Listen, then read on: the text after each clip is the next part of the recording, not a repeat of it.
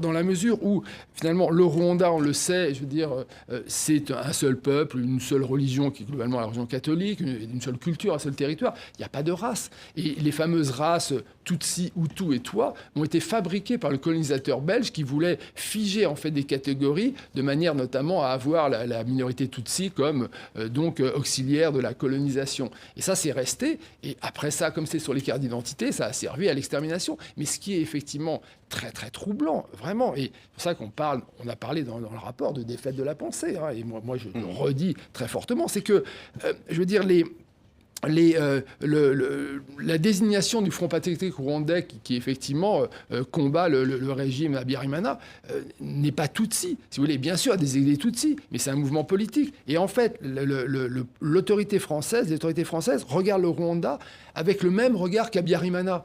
Et en disant, et là, on est confondu quand même, je suis désolé, et c'est pas, si vous voulez, c'est pas un jugement a posteriori. C'est-à-dire, vous avez des rapports qui le disent, vous voyez. C'est-à-dire qu'au même moment, il y a des gens qui disent exactement, je veux dire, et qui mettent en garde François Mitterrand et l'Élysée sur ce qui se passe. Et de dire, vous voyez, que au fond, la démocratie, elle est respectée au Rwanda parce que Juvenal Habyarimana est Hutu et que les Hutus sont 85%, et que donc ça veut dire que c'est la démocratie, sachant quand même que le Rwanda, avec l'Afrique du Sud, est le seul pays qui impose des quotas ethniques, et notamment pour exclure les Tutsis de l'enseignement.